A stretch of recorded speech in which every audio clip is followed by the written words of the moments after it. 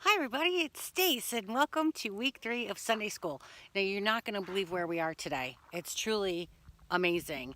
And so before we get started and everything, I want to remind you that we have to pack our bag because we're hiking today. So get your imaginary bag out. And today, here's my backpack. So what I'm going to put in it today is, of course, because I always get thirsty, so here's my water bottle. And today for my snack, I'm bringing a banana. I'm packing a banana and I'm packing an apple. And also for today, you will need this if you want to go along and play with or get ready for our game and stuff. We have an activity and you need markers or crayons or pencils or pens, whatever, and a piece of paper. Any kind of piece of paper. I just have a plain white piece of paper. So you're going to want to grab markers and a piece of paper. And then we're going to get ready to go on our hike. But before that, I have my weekly question for you, which is, can you think of what the highlight of your week was this week? What was a really great moment for you this week that was just the best? And then the other question is, did you have a low point in your week? Something really bum you out or make you kind of sad? Think about that while I pack up all my stuff into my backpack and we get ready to go hiking, okay? All right. Okay, everybody, here we are. We're getting ready. I got my backpack and I'm all ready to go for our hike. And so I want you to remember why we're doing this. This was when Jesus went on top of a mountain to teach people of probably the most important things that he taught anybody. And so we are going to follow them up the mountain. So you remember at the beginning of each lesson that we've done so far, we've done a 20-second hike, okay? So I want you to choose how you're going to do it. You can march in place with your fingers like this for 20, or you can march in place at home. My paper flies off. Or what else did we say last time? You can use ropes, right? So you can pull yourself up. So you can go like this for 20 seconds, or we could do the hiking wheelchair, so you can roll your arms like this for 20, or we did the free solo climbing where you just go and climb all over the place. So we'll climb with your arms reaching up and all that kind of stuff. So let's try that. Okay, sounds good. Let's do it. Let's go. I'm taking a hike.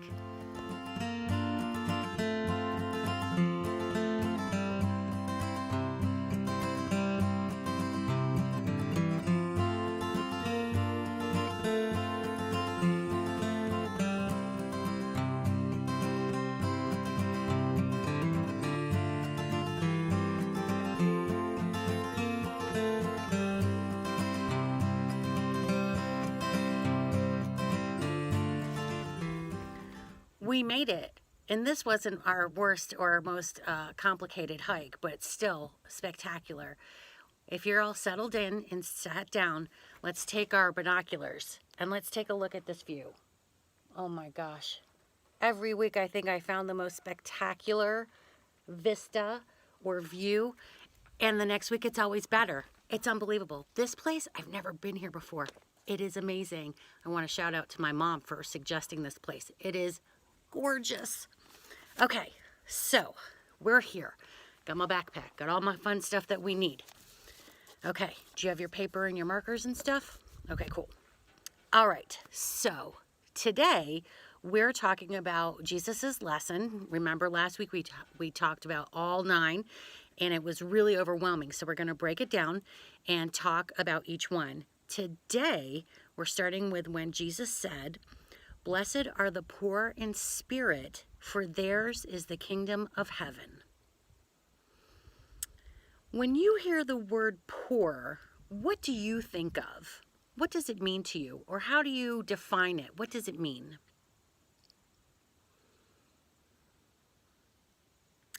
I think often we think poor means not having enough money, or maybe not enough food, or maybe not like missing a house or some clothes, things like that. Things that get you through your daily life. Now, when we're talking about all this stuff, remember that we're talking about Jesus and in the times that he lived in.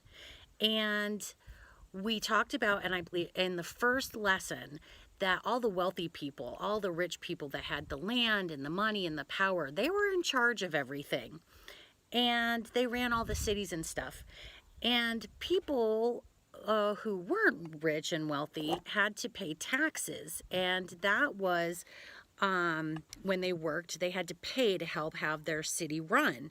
And they were kind of struggling just to get by as it is. And then they had to have all this other taxes put on top, and it was really too much. So people were worried. They were worried that they wouldn't be able to pay their taxes, and perhaps that their homes or their lands would be taken in place of the money that they couldn't pay. So when you have concerns like that, I would say that you're a little bit worried. So, the poor in spirit, I think that means that you're just kind of sad and worried that things are never going to get any better. And they felt trapped. So, perhaps their biggest fear was that the next day, their tomorrow, wasn't going to be any better than their today. Or it could even, maybe their worries were that it was going to be worse than it was today. And I think when people feel that way, they certainly don't think that they're considered to be blessed. Have you ever felt that way when you were just so stressed or worried or sad about something that you just didn't think that it could get any better? I know I have felt that way before. But here's the thing. Jesus tells them, "Blessed are the poor in spirit." Blessed are the poor in spirit. Again, here we have Jesus teaching us something that just turns everything upside down. He said heaven and the kingdom of God belong to the people who are poor in spirit. They are the blessed ones. They are the happy ones. And when it feels like the rich and the ones with all the power and they know it all and they have everything, Jesus says the real honor and the belonging and the power of God's kingdom belongs to the poor, the ones who don't have a lot. It's mind-blowing. We can live this out with our bodies. Let's think about this. When you think of strength and power, imagine it in a fist, right? It's really powerful. But the thing is that when you have your fist all clenched up like this, nothing new gets in there. Nothing new gets in there. But when you open your hands, this is when you can receive things. When you open your hands, you open your heart and you open your mind. This is a way of being able to learn new things and grow and change and evolve. And it's a great thing to do when you pray.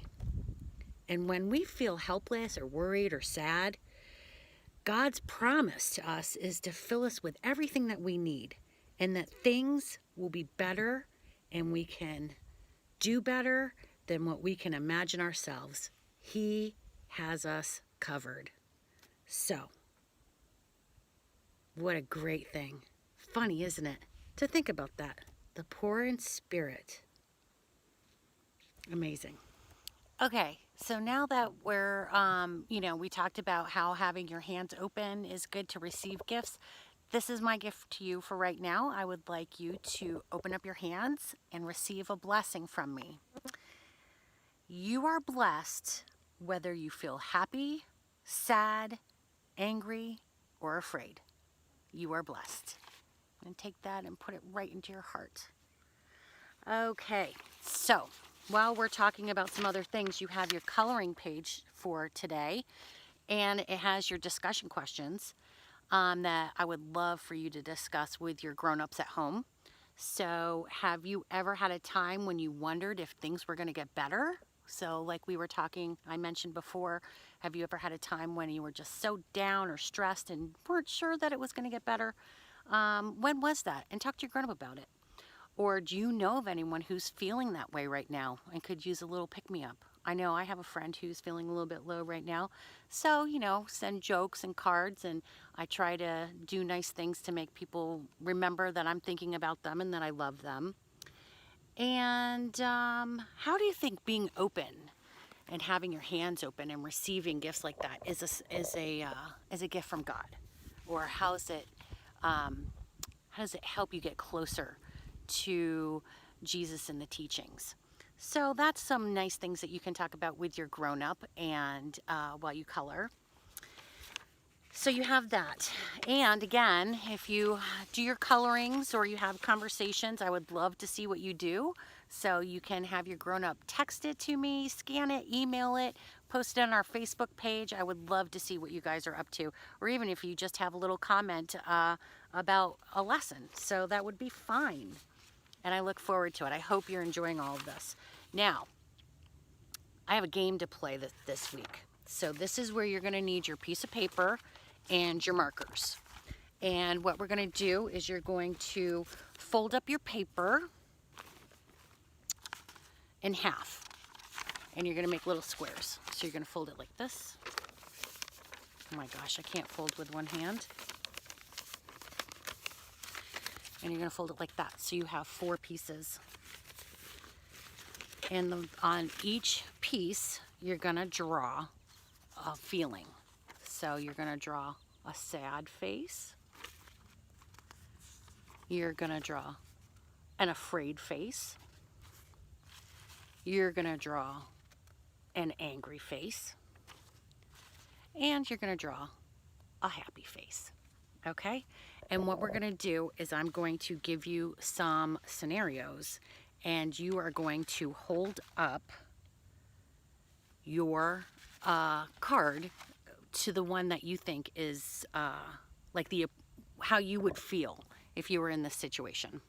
Okay? Okay, everybody have your cards ready? Okay, here we go.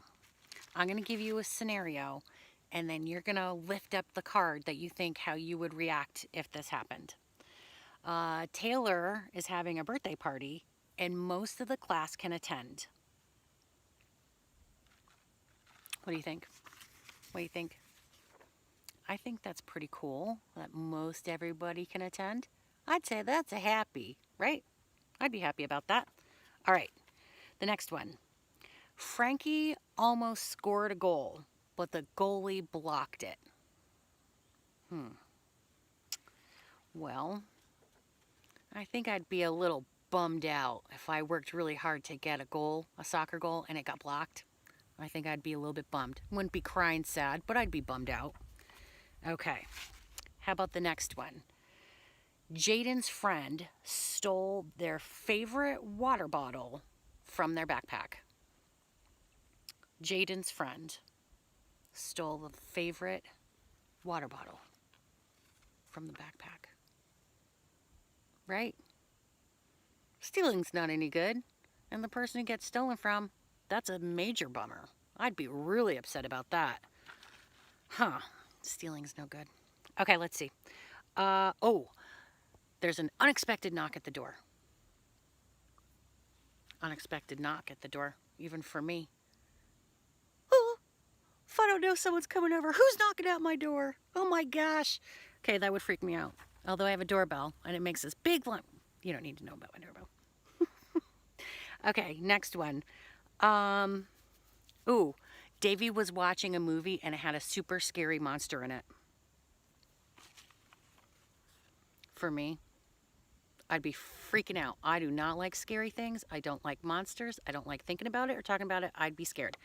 And if someone made me do that or suggested I do that, I may be a little bit mad. Okay. Consuelo's cat is sick. A sick cat. Major bummer. I'd be sad. Super sad. I don't like sick animals. I don't like sick people. All that stuff makes me sad, sad, sad. Okay. Ryan makes a mistake on a test. Well, I know mistakes happen, so they might be a little bit bummed out and sad about making a mistake. If it's a really important test and I made a silly mistake, I'd be mad at myself, but I have to forgive myself because accidents sometimes happen, right? You make mistakes. It's part of being human.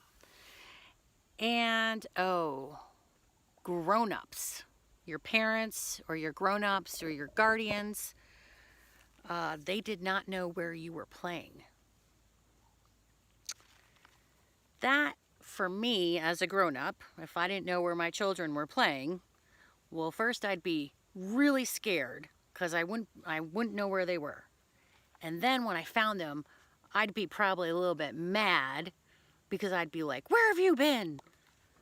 But then, in the end, I'd be happy because they would be back at home with me all nice and safe. So that was a wow. That was a three emotion situation. So go ahead and it would be great if you and your grown-ups or your friends even came up with some other scenarios to use with these cards to identify your different feelings, because it's really important to be able to say to someone, "I'm really mad right now," or "I'm feeling frustrated, I need help," or even when you're happy. I love sharing with my friends when I'm laughing or just enjoying life and want to share that joy with everybody. So I hope that you learn with your grown-ups how to be really comfortable with your feelings and being able to express them, because it's so important. And it just makes connecting with God so much easier when you can say to God in your prayers, "I need help," or "Thank you," or "This is the greatest day. What a blessing." So that's what is really today is about, is being able to understand that even when you're sad and unsure and worried, that God is there for you and it's going to be okay because we are all blessed. Okay. With that being said, that's our lesson for today. So I would like to end with you with a prayer. So if you bow your heads and pray with me. Loving God, we open our hands, we open our hearts, and we open our minds to your loving spirit. Thank you for promising to fill us with what we need and to give us hope when situations feel stuck. We trust and depend on you. Amen. Thanks again for spending another Sunday or whenever it is you're with me and this amazing, glorious, spectacular view. I've never been here before and it is truly phenomenal. And it's still early in the fall, so I might have to come back another time when the colors are really popping so we can see it then. But until then, have a great week. Think about all the ways that you could be a blessing to someone in your life, and I'll see you again soon. Take care. Love you. Bye.